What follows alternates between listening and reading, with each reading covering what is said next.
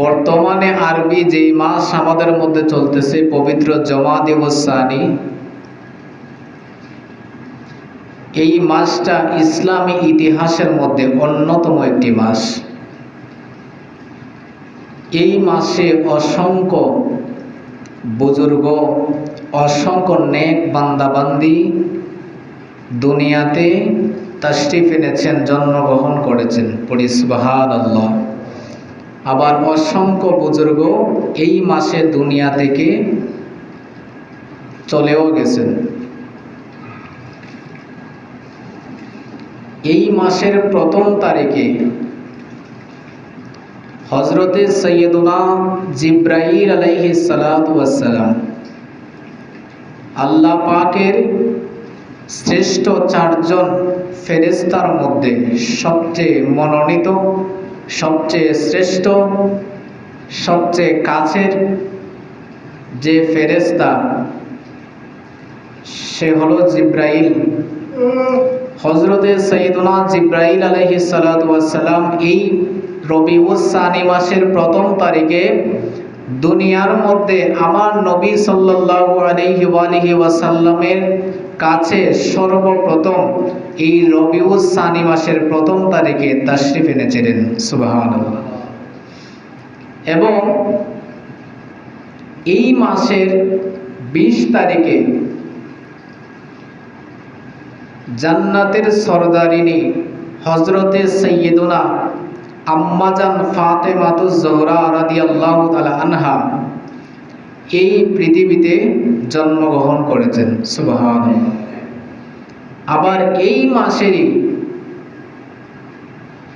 মাসেই হযরতে ইমাম আবু হানিফা, হানাফি মাযহাবের ইমাম, আমাদের ইমাম, যিনাকে আমরা অনুসরণ করি, হযরতে সাইয়্যিদুনা ইমাম আবু হানিফা রাদিয়াল্লাহু তাআলা আনহু এই মাসে জন্মগ্রহণ করেছেন। সুবহানাল্লাহ। আবার এই মাসে অনেক বুজুর্গানে কেরাম দুনিয়া থেকে চলে গেছেন। এর মধ্যে একজন হলেন আল্লামা জালালউদ্দিন রুমি রাহমাতুল্লাহি তাআলা আলাইহি, এই মাসে ইন্তেকাল। আবার এই মাসে ইন্তেকাল করেছেন সাইয়্যিদুনা নবীজি সাল্লাল্লাহু আলাইহি সাল্লামের সর্বশ্রেষ্ঠ খলিফা। চারজন শ্রেষ্ঠ খলিফার মধ্যে একজন শ্রেষ্ঠ খলিফা হলেন, সবচেয়ে কাছের খলিফা হলেন সাইয়্যিদনা আবু বকর সিদ্দিক রাদিয়াল্লাহু তাআলা আনহু। সাইয়্যিদনা আবু বকর সিদ্দিক, যিনি বৃদ্ধ মানুষদের মধ্যে সর্বপ্রথম ইসলামকে কবুল করে কালেমা পড়েছিলেন। সুবহানাল্লাহ। এবং তিনি নবীজির জন্য অনেক কষ্ট স্বীকার করেছেন। সাইয়্যিদনা আবু বকর সিদ্দিক ইনি এমন একজন সাহাবী ছিলেন যিনি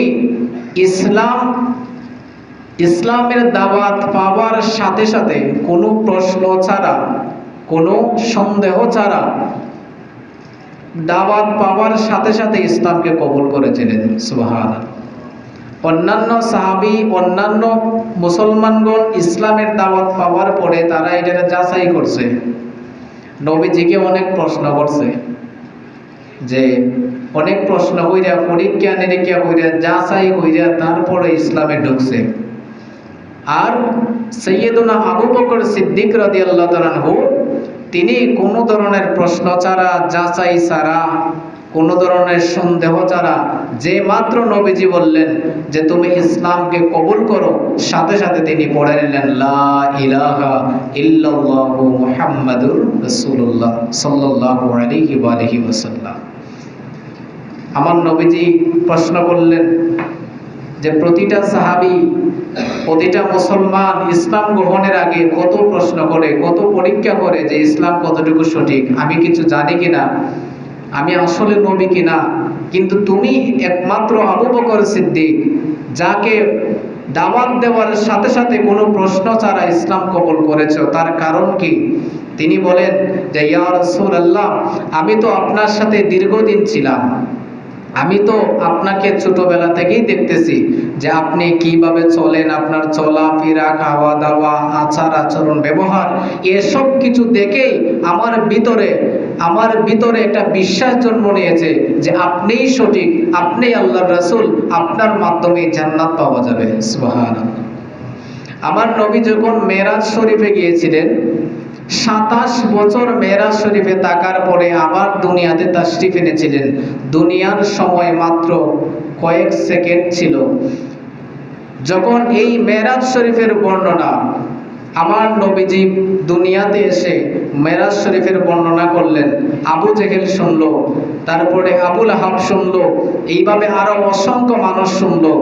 সবাই অস্বীকার করলো যে এই কম সময়ের মধ্যে আমার নবী কিভাবে 27 বছর আল্লাহর দরবারে থেকে আসছেন, এগুলো মিথ্যা কথা, ভুয়া কথা, এইভাবে বলে তারা প্রচার করছিল। কিন্তু যখন আবু বকর সিদ্দিককে বলা হলো যে হে আবু বকর সিদ্দিক, তোমার নবী নাকি সামান্য কিছু সময়ের মধ্যে আল্লাহর আরশে আজিমের মধ্যে গিয়ে আল্লাহর কাছে গিয়ে 27 বছর উনি মেরাজ করে দুনিয়াতে আসছেন। আবু বকর সিদ্দিক বলেন, যদি এই কথাটা আমার নবীর জবান থেকে বলে থাকেন তবে এটা সত্য। সুবহানাল্লাহ।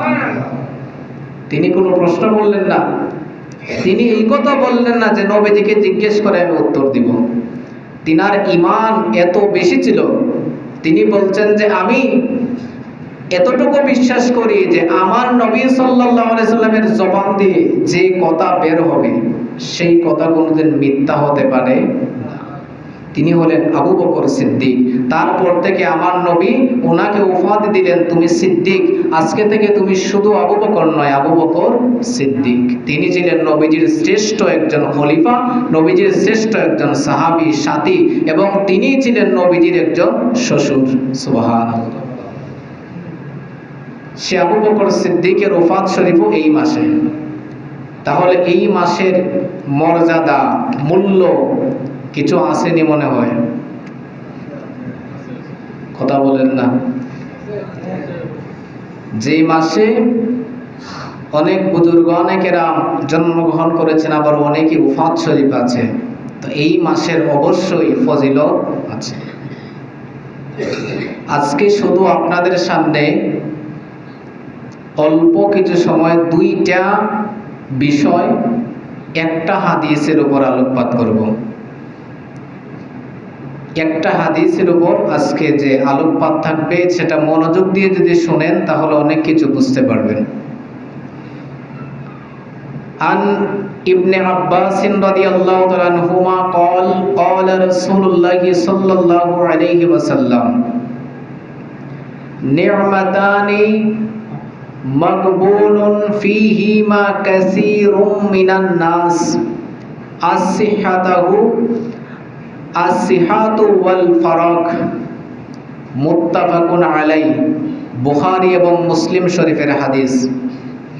এই হাদিস শরীফের আলোকে আজকের আলোচনা। খুবই ছোট্ট একটা হাদিস, এবং এই হাদিসের মধ্যে আল্লাহর নবী সাল্লাল্লাহু আলাইহি সাল্লাম দুইটা বিষয়ের উপর কথা বলেছেন। আল্লাহর নবী বলেন, হযরত ইবনে আব্বাস রাদিয়াল্লাহু তাআলা আনহুমা থেকে বর্ণিত, তিনি বলেন নবীজি সাল্লাল্লাহু আলাইহি সাল্লাম ইরশাদ করেছেন, নি'মাতানি মাকবুলুন ফীহিমা কাসীরুম মিনান নাস। নবীজি সাল্লাল্লাহু আলাইহি সাল্লাম ইরশাদ করেন, মানুষের মধ্যে বিশাল একটা সংখ্যা, মানুষদের মধ্যে বিশাল একটা সংখ্যার মানুষ আল্লাহ পাকের দুইটা বড় বড় নিয়ামতকে অবমূল্যায়ন করে, মূল্যায়ন করে না এবং অবহেলা করে। কয়টা নিয়ামতের কথা বলছেন? কথা বলেন না আপনি। দুইটা নিয়ামত। যে দুইটা নিয়ামতকে মানুষরা মূল্যায়ন করে না, মানুষরা সব সময় অবহেলা করে, আল্লাহর নবী বলেন এই দুইটা নিয়ামতের মধ্যে একটা নিয়ামত হলো আসিহা, অর্থাৎ সুস্থতার নিয়ামত। পড়ি সুবহানাল্লাহ। সুস্থতা আল্লাহর কত বড় নিয়ামত, এটা বোঝা যায় অসুস্থ হলে। এটা কোন সময় বোঝা যায়? অসুস্থ হলে। আমি এখন সুস্থ সবল আছি,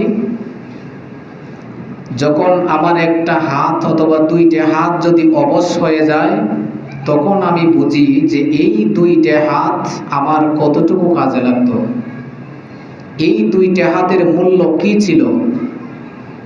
মাথার উপরে যতক্ষণ ফ্যান ঘুরে ততক্ষণ আমরা ফ্যানের দিকে তাকাইও দেখি না, যখন ফ্যানটা বন্ধ হয়ে যায় তখন তাকাই ঠিকই, তাকাইয়া বুঝি যে ফ্যানটা এতক্ষণ ঘুরে আমার কতক্ষণ আরাম দিচ্ছিল, আর এখন বন্ধ হওয়াতে কতটুকু অশান্তি লাগে। তা আমাদের একটা অভ্যাস হলো আমরা হারানোর উপর মূল্য বুঝি, হারানোর উপর মূল্য বুঝি, সেটা মানুষ হোক, সম্পদ হোক, নিয়ামত হোক, সবকিছুই।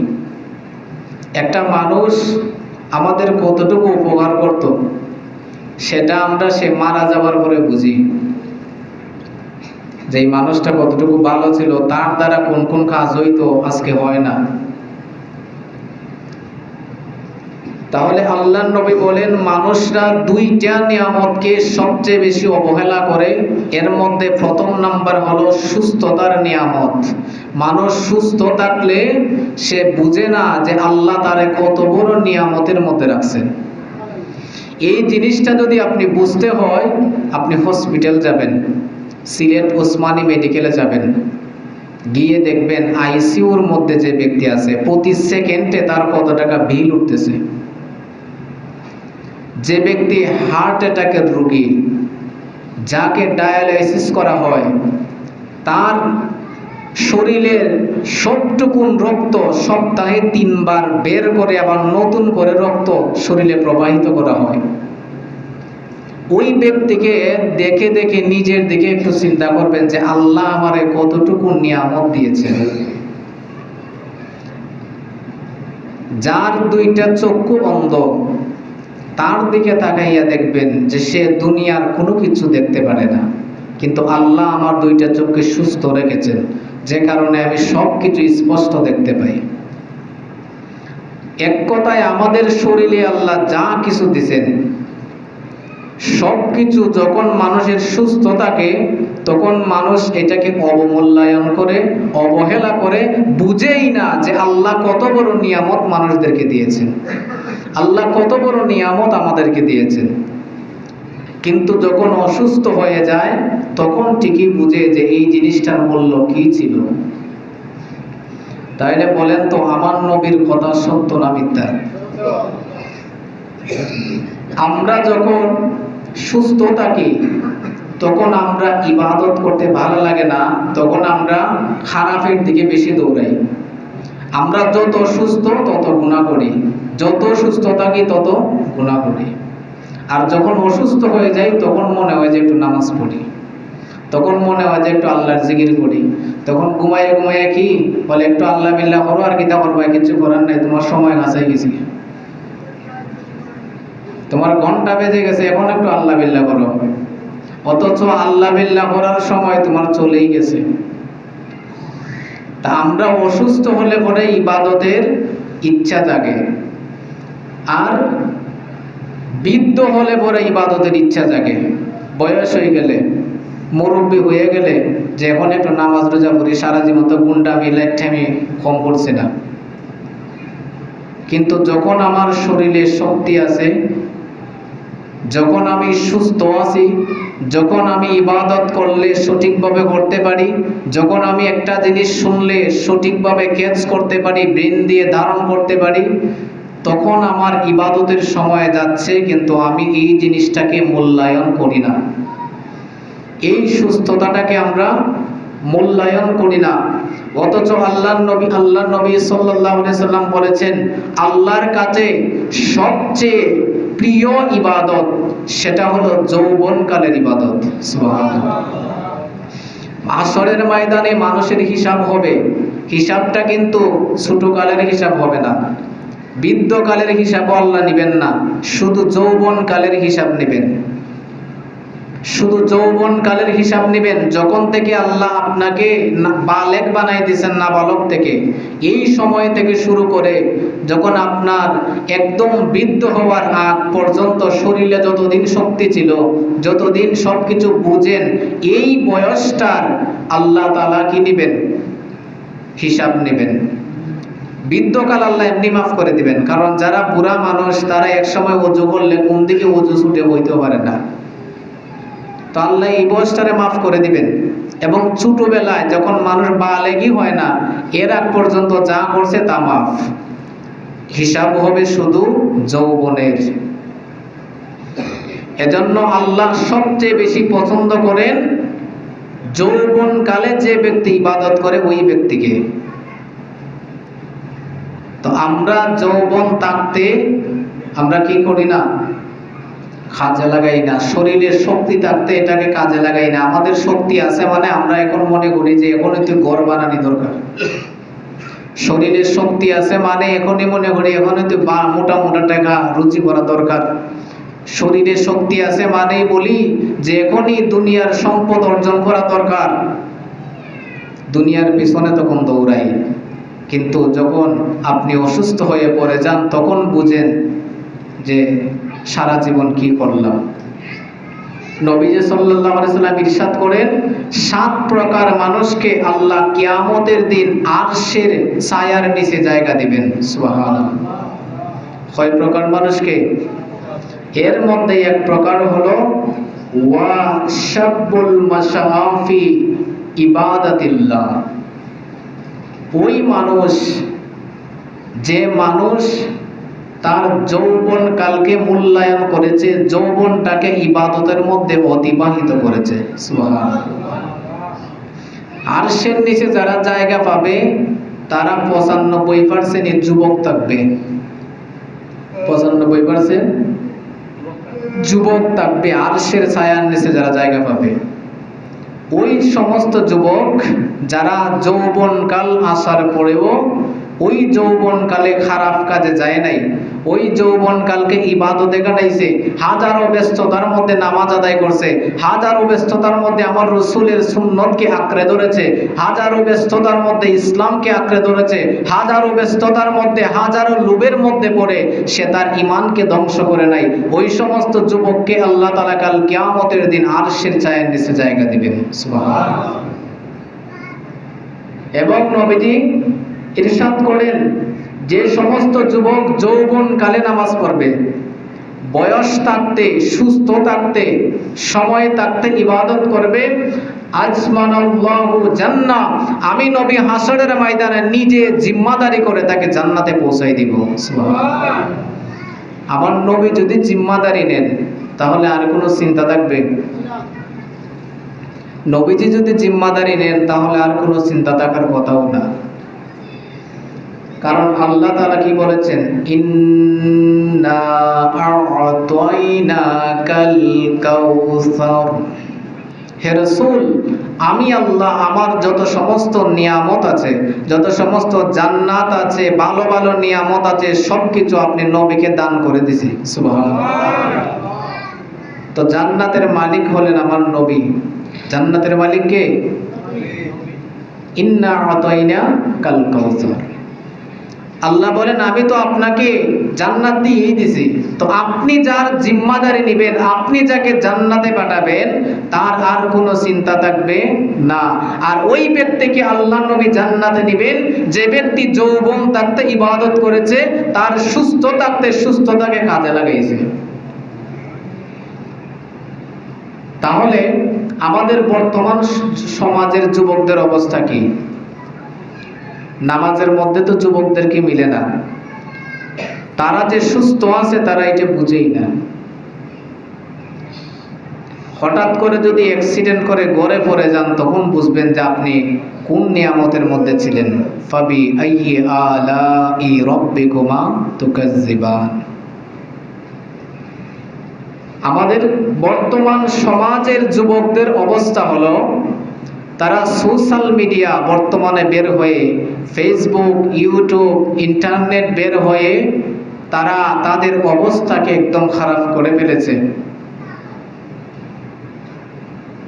তাদের অবস্থাকে একদম খারাপ করে ফেলেছে, তাদের চরিত্রটাকে নষ্ট করে ফেলেছে। এখন কি বলবেন যে হুজুর মোবাইল ব্যবহার করব না? অবশ্যই করবেন। তবে এই মোবাইল ব্যবহারকারীর ব্যবহারকারীর উপর নির্ভর করে সেটা ভালো চলবে না মন্দ চলবে। একটা অ্যান্ড্রয়েড ফোন আপনার হাতে থাকা মানে আপনার হাতে কোরআন শরীফ আছে। একটা অ্যান্ড্রয়েড ফোন আপনার হাতে থাকা মানে অসংখ্য কিতাব আপনার হাতের মুঠের মধ্যে আছে। একটা অ্যান্ড্রয়েড ফোন আপনার হাতে থাকা মানে অসংখ্য নবীজির হাদিস আপনার হাতের মুঠের মধ্যে আছে। একটা অ্যান্ড্রয়েড ফোন হাতে থাকা মানে আপনার এই মোবাইলের মাধ্যমে অনেক জিকির আজকার, অনেক কিছু তেলাওয়াত সহ অনেক কিছু আপনার হাতের মুঠের মধ্যে আছে।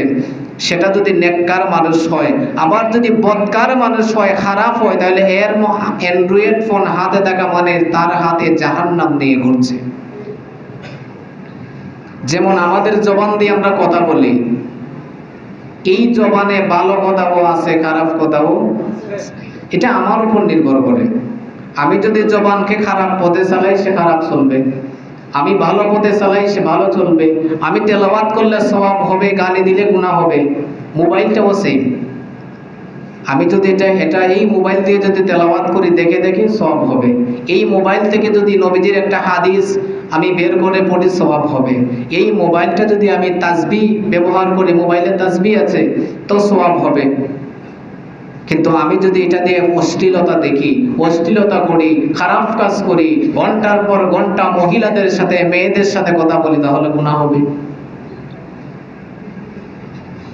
আমরা কতটুকু অজ্ঞ একবার চিন্তা করেন। যখন আমাদের মধ্যে সোশ্যাল মিডিয়া ছিল না, যখন আমাদের মধ্যে ফেসবুক ছিল না, আমাদের মধ্যে টিকটক ছিল না, আমাদের মধ্যে ইউটিউব ছিল না, তখনকার মানুষের ইজ্জতের হেফাজত তার হাতে ছিল। তখনকার মানুষের ইজ্জত, মানুষের লাজ শরম, প্রাইভেসি তার নিজের হাতে ছিল, নিজের কন্ট্রোলে ছিল। যে মুহূর্তে ফেসবুক বের হয়ে গেছে, যে মুহূর্তে ইউটিউব বের হয়ে গেছে, যেই মুহূর্তে টিকটক বের হয়ে গেছে, সেই মুহূর্ত থেকে আমাদের সমস্ত প্রাইভেসি, আমাদের সমস্ত গোপনীয়তা আমরা সোশ্যাল মিডিয়াকে দিয়ে দিছি। একটা মোবাইলে জানে তার মালিকের চরিত্র কতটুকু ভালো, একটা মোবাইলে জানে। আমাদেরকে সামান্য 2-1 মিনিট আনন্দ দেয় এই মোবাইলে। এই আনন্দটাকে কিনতে গিয়ে আমরা আমাদের সমস্ত গোপনীয়তা মোবাইলে প্রকাশ করে দিই। কিন্তু আমরা এটা ভুলে গেছি যে এই যে ফেসবুকের মধ্যে, মেসেঞ্জারের মধ্যে, হোয়াটসঅ্যাপের মধ্যে নিজের গোপনীয়তা দিতেছি, এই হোয়াটসঅ্যাপ মেসেঞ্জারও কেউ না কেউ একজন পরিচালনা করতেছে।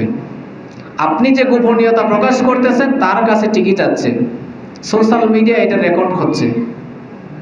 আজকে সবচেয়ে বড় হুমকির পথ কি? সবচেয়ে বড় হুমকি ওই স্ক্রিনশট, কখন জানি ভাইরাল হয়ে যায়। কেন? আপনার মোবাইলের মধ্যে আপনি কেন আপনার প্রাইভেসি আপনি ফাঁস করে দিচ্ছেন? আপনার মোবাইলের মাধ্যমে কেন আপনার গোপনীয়তা আপনি প্রকাশ করে দিচ্ছেন? আপনি কেন মোবাইলের মাধ্যমে আপনার যে চরিত্র আপনি নষ্ট করতেছেন? অথচ আল্লাহর নবী কি বলেছেন? যৌবন থাকতে ইবাদত করো, বয়স থাকতে ইবাদত করো, শরীর সুস্থ থাকতে ইবাদত করো। তাহলে আল্লাহর নবী আজমানাল্লাহু জান্নাহ, আল্লাহর নবী নিজে জিম্মাদারি করে জান্নাতে দিবেন। সুবহানাল্লাহ। তাহলে আমরা কোন সময়ের মধ্যে আছি একবার চিন্তা করেন তো। এই সোশ্যাল মিডিয়া আসছে, সোশ্যাল মিডিয়াকে আমরা ব্যবহার না করে মিডিয়া আমাদেরকে ব্যবহার করতেছে।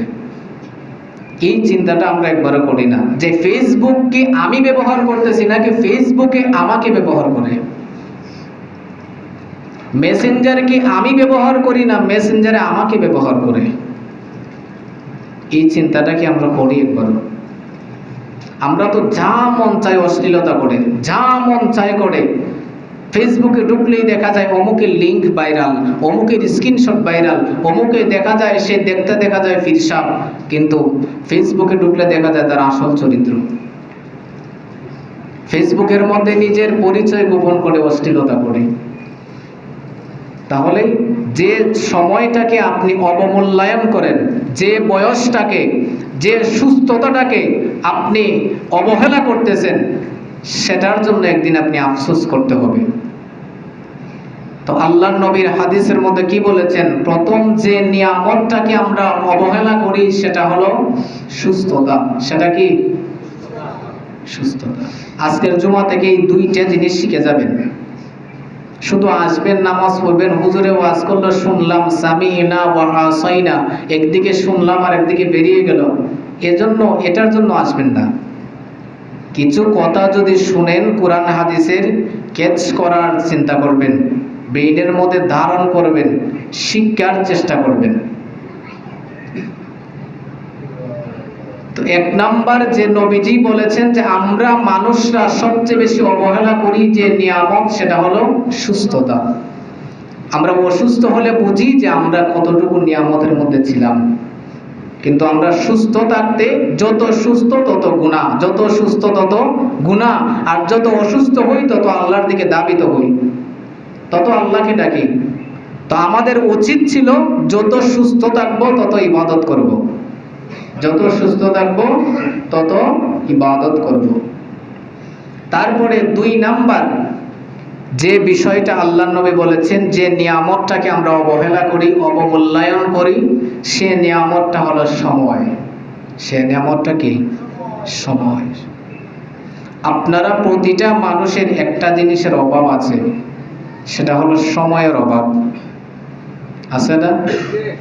আপনি এমনিতে সব কিছু আছে, কিন্তু সময়ের অভাব মানুষের কখনো শেষ হয় না। আমার কথাগুলো বাস্তবতার সাথে মিলিয়ে দেখবেন। আজকে এই বিষয়টা কেন নিয়েছি, এই হাদিসটা যখন আমি পড়ছি, এটা নিয়ে একটু চিন্তা করলাম যে আল্লাহর নবী মাত্র 2টা জিনিসের কথা কেন বললেন। যখন চিন্তা করলাম তখন দেখলাম যে এই 2টা জিনিসের ভিতরে আমাদের সারাটা জীবনকে আল্লাহর নবী ঢুকাইয়া দিয়েছেন। যে কারণে আল্লাহর নবী বলছেন, আমি নবী হলাম জাওয়ামিল কালিম। আল্লাহ তাআলা আমাকে এমন একটা জ্ঞান দান করেছেন যে আমি অল্প কথায় অনেক বিস্তারিত আমি বুঝে যাই। সুবহানাল্লাহ। সেজন্য বলে যে শিক্ষিত মানুষ এবং যারা আকলওয়ালা মানুষ, তারা ইশারা দিলেই যথেষ্ট, আর ব্যাক করলে দেখাইলেও বুঝে না। তো আল্লাহর নবী ছোট্ট একটা হাদিসে 2টা নিয়ামতের কথা বলছেন। এই 2টা নিয়ামতের মধ্যে আমাদের সারাটা জীবনের সমস্ত কিছু 2টা নিয়ামতের ভিতরেই আছে, সেটা আমাদেরকে বুঝতে হবে। তো 2 নাম্বার যে নিয়ামতটাকে আমরা অবহেলা করি সেটা হলো কি? সময়। সময় যখন আমাদের হাতে আসে, আমরা মনে করি যেটা পরে করবো আর কি, আরো কিছুদিন যাক দাড়ি রাখবো আর কি, আরো কিছুদিন যাক নামাজ পড়বো আর কি, তারপরে আরেকটু বুড়া হই, 2-3 জন বাচ্চার বাবা হই, তখন থেকে নামাজটা ধরবো আর কি। কিন্তু আপনার কাছ থেকে কি যাচ্ছে আপনি সেটা বুঝতেছেন না, অবহেলা করতেছেন, অবমূল্যায়ন করেন। অথচ যে সময়টা চলে যায়, এই সময়টাকে আর কোনো কিছুর বিনিময়ে আমরা ফিরিয়ে আনতে পারবো? পারবেন আপনি? গতকাল যে চলে গেল, সেই কালটাকে ফিরিয়ে আনতে পারবেন? কোনো কিছুর বিনিময়ে ফিরিয়ে আনা যাবে না। একজন আল্লাহর ওলি, যিনি বাজারের মধ্যে যখন গেলেন, গিয়ে দেখতেছেন এক ব্যক্তি বরফ বিক্রি করে। কি বিক্রি করে? বরফের চাকা। সেটা যত বাহিরে থাকবে তত কি বড় হবে না ছোট হবে? গলে গলে পড়ে যায় না? তো আল্লাহর ওলি যখন গেলেন বাজারের মধ্যে, গিয়ে দেখেন এক ব্যক্তি বরফ বিক্রি করে, বরফের বিশাল টুকরো। কিন্তু সকাল থেকে সন্ধ্যা হয়ে গেল, কেউ আর বরফ কিনে না। এই বরফ গলে গলে একদম ছোট্ট একটা টুকরা হয়ে গেল। আর ওই ব্যক্তি আফসোস করতেছে যে হায় আল্লাহ, আমার এই বরফ তো কেউ কিনলো না, অথচ বরফ গলে গলে শেষ হয়ে যাচ্ছে। তোমরা যদি কেউ পারো আমার এই সামান্য বরফটুকু কিনে নাও। ওই আল্লাহর ওলি এই কথাটা থেকে উনি মানুষদেরকে মেসেজ দিচ্ছেন যে মানুষের জীবনটা হলো এইরকম বরফের মতো। মানুষের জীবনটা বরফের মতো, যত বেশি আপনি দুনিয়াতে আছেন, আপনি গলে গলে শেষ হয়ে যাচ্ছেন। একটা দিন যাচ্ছে মানে আপনি বরফ থেকে গলে অনেক পরিমাণে কমে গেছেন, আপনি ছোট্ট হচ্ছেন। এজন্য মানুষের বয়স বাড়ে না, মানুষের বয়স সব সময় কমে। মানুষের বয়স, কথা বলেন না, মানুষের বয়স বাড়ে না কমে? আমরা মনে করি কি বাড়ে। আমরা মনে করি মানুষের বয়স বাড়ে, কিন্তু মূলত মানুষের বয়স কমে। সব কিছু যোগ করলে দুনিয়ার মধ্যে যা কিছু আছে যোগ করলে বাড়ে, কিন্তু বয়স একমাত্র মানুষের যত যোগ করবেন তত কমবে। আমার কথা চিন্তা করবেন ঘুমাইয়া। বয়স আমরা মনে করি বাড়ে, কিন্তু মানুষের বয়স কি, যত দিন যায় তত বেশি কমে, দিন ফুরিয়ে যায়, দিন ফুরিয়ে যায়। আমরা মনে করি বয়স আগে 30 ছিল, এখন 32, মানে 2 বাড়ছে। কিন্তু আপনি 2 বাড়ে নাই, আপনার 2 ওই দিক থেকে কমছে। আপনার একটা হিসাব আছে, নির্ধারিত বয়স আছে। সেজন্য আমরা কি করি, দুনিয়ার মধ্যে দুনিয়ার লোভে পড়ে আমরা রুহকে ভুলে গেছি। আমাদের ভিতরে যে একটা রুহ আছে, রুহের যে কুরাক আছে সেটা আমরা ভুলে গেছি। আমরা দুনিয়ার পিছনে পড়ে, সম্পদের পিছনে পড়ে আমাদের কলবকে ভুলে গেছি। আমাদের ভিতরে আল্লাহ একটা কলব দিয়েছেন, যেটাকে সব সময় পরিষ্কার রাখার দরকার। আমরা নফসের তাড়নায় পড়ে রূহ এবং কলবকে ভুলে গেছি। আমরা নফসের গোলামি করি। নফস কি, আমার মন চাই এটা করতে, আমি করে ফেলছি। আমার মন চাই এই জিনিসটা কিনতে, আমি কিনে ফেলছি। অথচ ভালো না খারাপ সেটা যাচাই করলাম না, হারাম না হালাল সেটা যাচাই করলাম না। এই নফসের গোলামির মধ্যে পড়ে আমরা কি করলাম, রূহ ভুলে গেলাম, কলব ভুলে গেলাম, আমাদের আখিরাতকে ভুলে গেলাম, আমাদের মরণকে আমরা ভুলে গিয়েছি। তো সময়ের মূল্য কম না বেশি বলেন তো? আপনাদের কথায় বোঝা যায় সামান্য একটু মূল্য আর কি। সময়ের মূল্য অনেক বেশি। যারা বিজি মানুষ তারা জানে যে সময় কত দ্রুত চলে যায়। যারা সারাদিন কাজ করে তারা বুঝে যে সময়টা কিভাবে চলে যায়। যদি আরো 10টা মিনিট সময় দিনটা থাকতো তাহলে এই কাজটা করতে পারতাম, যদি আরো আধাটা ঘন্টা সময় পেতাম এই কাজটা কমপ্লিট করতে পারতাম। তো যারা কাজ করে তারা বুঝে যে সময়ের মূল্য কতটুকু। সময় যায় মানে আপনি আখিরাতের দিকে এগিয়ে যাচ্ছেন। কিন্তু আমরা প্রথমত যে জিনিসটা ভুলে গেছি সেটা হলো মৃত্যু। একটা পলক ফালাইতেছি মানে আমার হায়াত থেকে একটা পলক কমে গেল। একটা দিন যাচ্ছে মানে আমার হায়াত থেকে একটা দিন চলে গেছে, আমরা খবরের দিকে একদিন আগায় গেছি।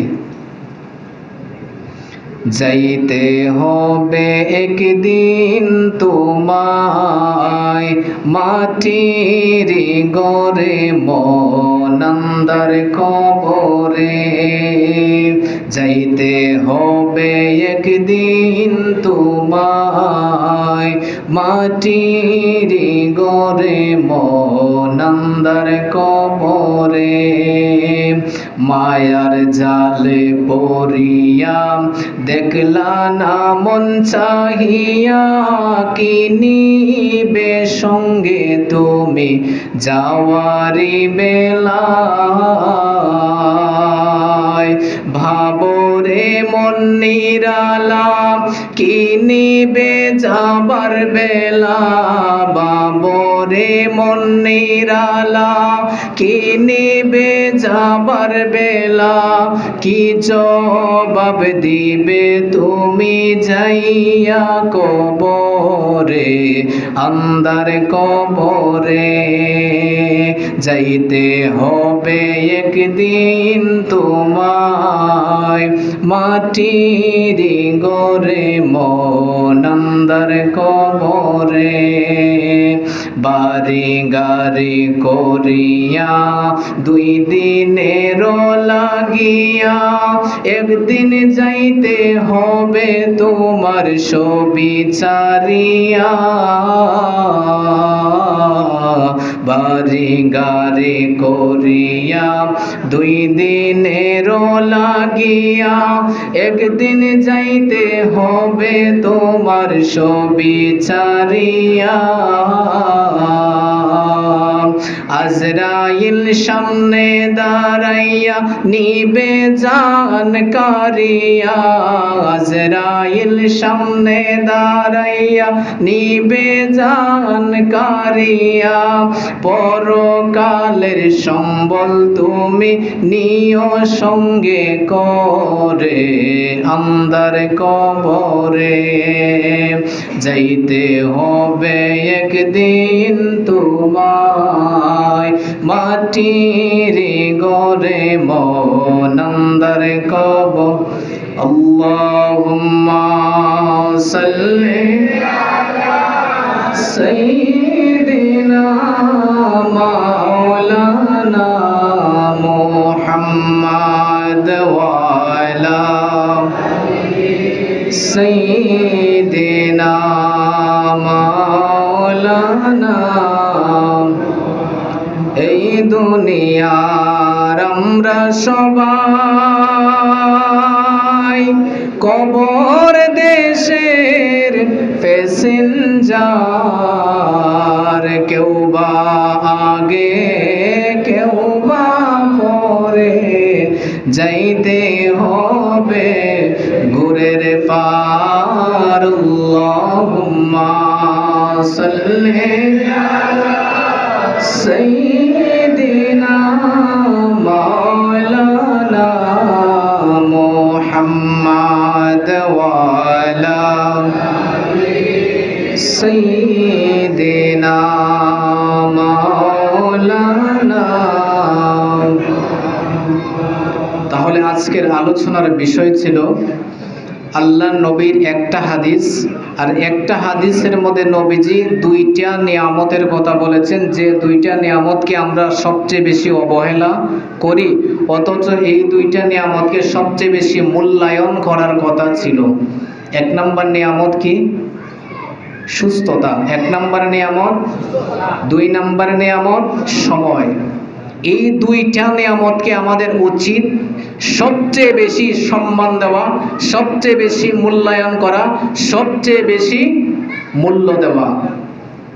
আল্লাহর নবী আন ইবনে মাসউদ রাদিয়াল্লাহু তাআলা আনহু আনিন নবী সাল্লাল্লাহু আলাইহি ওয়াসাল্লাম ক্বালা লা তাজুলু কদাম আবদিন ইয়াউমাল কিয়ামা, কিয়ামতের দিন প্রতিটা আদম সন্তান চারটা প্রশ্নের উত্তর দেওয়ার আগ পর্যন্ত তার পা জমিন থেকে সরবে না, আল্লাহর সামনে থেকে এই পা সরবে না।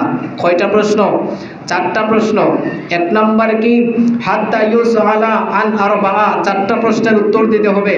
এক নাম্বার হলো আন উমুরিহি ফিমা আফনাহু, আপনি দুনিয়ায় থাকতে আপনার সময়টাকে কিভাবে অতিবাহিত করেছেন, আল্লাহ সেদিন আপনাকে প্রশ্ন করবেন। এক নাম্বার প্রশ্ন। দুই নাম্বার প্রশ্ন ওয়া আন ইলমিহি মা ফাআলা ফিহি, তোমার যে জ্ঞান আল্লাহ দিয়েছিলেন, যে ইলম আল্লাহ দিয়েছিলেন, যে আপনার যে ব্রেইন আল্লাহ দিয়েছিলেন, এই জিনিসটাকে তুমি কোন কাজে ব্যবহার করেছো, এই দুই নাম্বার প্রশ্ন। তিন নাম্বার প্রশ্ন হোক ওয়া আন মালিহি মিন আইন আফতাসাবাহু ওয়া ফিমা আনফাকাহু, তিন নাম্বার প্রশ্ন হলো আপনার যে দেহ আল্লাহ দিয়েছেন, যে সুস্থতা আল্লাহ দিয়েছেন, এই দেহটাকে দুনিয়ায় থাকতে কোন কাজে আপনি ব্যয় করেছেন, দেহটাকে কোন কাজে লাগাইছেন, এই উত্তরটা আপনি আল্লাহর দরবারে হাসরের ময়দান দিতে হবে। চার নাম্বার হলো ওয়ান জিসমিহি ফিমা আবলাহু, এবং আপনার যে সম্পদ আল্লাহ দিয়েছেন, এই সম্পদ কিভাবে অর্জন করছেন, হালাল পথে না হারাম পথে, কোন পথে ব্যয় করছেন, হালাল পথে না হারাম পথে, এই চারটা প্রশ্নের উত্তর দেওয়ার আগ পর্যন্ত একটা মানুষও আল্লাহর সামনে থেকে নড়তে পারবে না। তো এই চারটা প্রশ্নের উত্তর যদি আপনার রেডি থাকে, তাহলে আপনি মৃত্যুর জন্য প্রস্তুত। আর যদি চারটা প্রশ্নের জবাব আপনার এখনো রেডি না, তাহলে এখনই সময় আপনি ইবাদতে লেগে যান, ঈমানটাকে মজবুত করেন, আমলটাকে শক্ত করেন। যত বেশি ইবাদত করবেন তত বেশি আপনার ঈমান মজবুত হবে। শুধু আমল নাই ঈমান ঠিক আছে এই সমস্ত কথা বলা যাবে না। একটু দান বাক্সটা হাঁটাই দেন আর একটু জিকির করেন।